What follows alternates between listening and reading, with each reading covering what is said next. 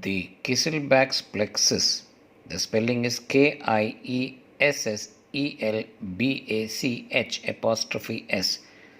The Kiesselbach's plexus and the Little's area.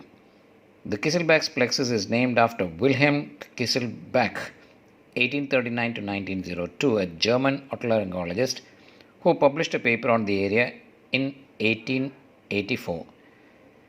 Now, James Little described the Little's area, and he was an American surgeon who first described it in 1879.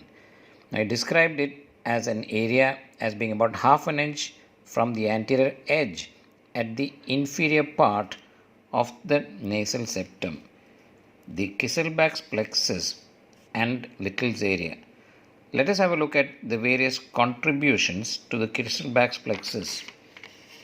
What are the contributors? We have the anterior ethmoidal, posterior ethmoidal, sphenopalatine, the septal branch of the superior labial as well as the greater palatine artery. Let us briefly look at these arteries. The sphenopalatine artery, after branching from the maxillary artery, enters the nasal cavity through the sphenopalatine foramen and supplies the septal wall of the cavity, the sphenopalatine artery. Number 2, the greater palatine. Now this, after branching from the terminal branch of the maxillary artery, passes through the greater palatine foramen and travels along the hard palate to enter the nasal cavity through the incisive canal and then joining to anastomose in the Kiesselbach's area. Number 3, the septal branch of the superior labial artery.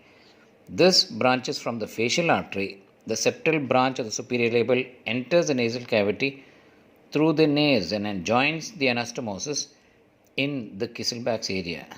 Now we also have the superior labial artery which branches from the facial artery. The septal branch of the superior labial enters the nasal cavity and joins the Little's area.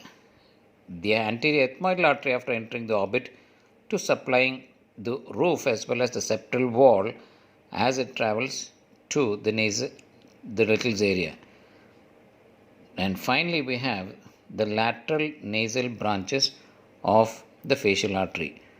Which are the arteries again? Number 1, the anterior ethmoidal arteries, posterior ethmoidal, branches of the sphenopalatine, the greater palatine, the septal branch of the superior labial artery. All these anastomose in the Little's area described by James Little to form a plexus called the Kiesselbach's plexus, a common site of epistaxis.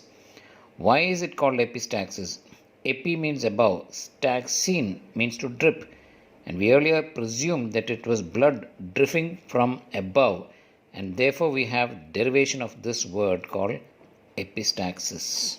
The Kiesselbach's plexus, the Little's area, and the vessels that contribute to the anastomosis in the Kiesselbach's plexus.